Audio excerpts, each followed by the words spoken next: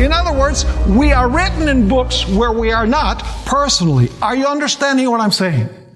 What I'm explaining, or I'm trying to explain, is that the heavenly books contain a complete biography of each one of us.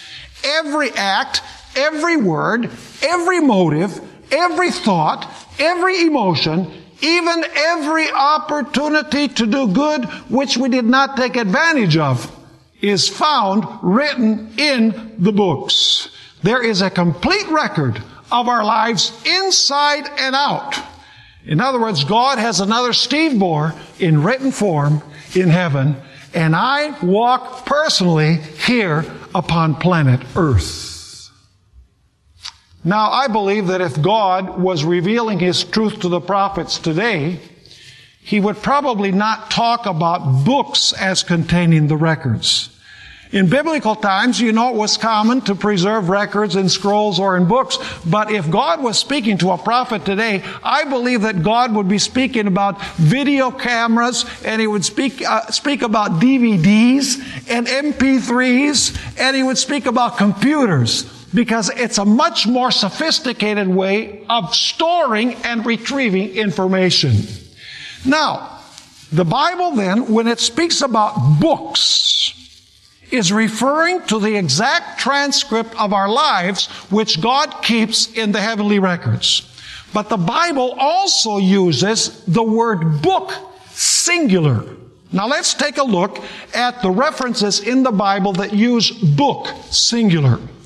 Go with me to Philippians chapter 4 and verse 3. Philippians chapter 4 and verse 3. Here the Apostle Paul is speaking about some of his collaborators, some of the individuals that were helping him in his ministry.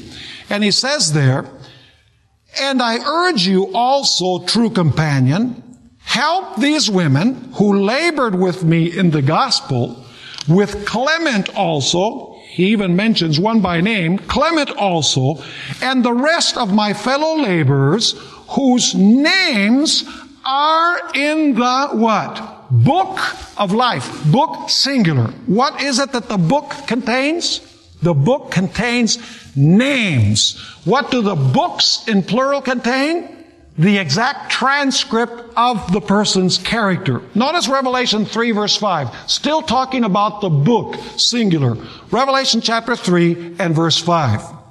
"He who overcomes shall be clothed in white garments, and I will not blot out his name from the book of life, but I will confess his name before my Father and before his angels." Once again, the book singular has what? Names. Notice Revelation chapter 13 and verse 8. There are many verses. I'm only reading a sampling of them.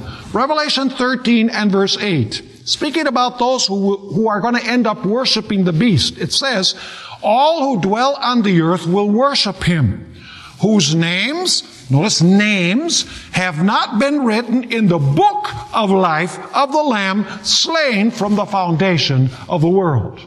And you remember when Moses was on Mount Sinai and God said, "I'm going to destroy Israel and I'm going to choose another people because these people are idolatrous." Notice in Exodus 32 verses 31 and 32 what Moses said to the Lord. "Then Moses returned to the Lord and said, 'Oh, these people have committed a great sin and have made for themselves a god of gold.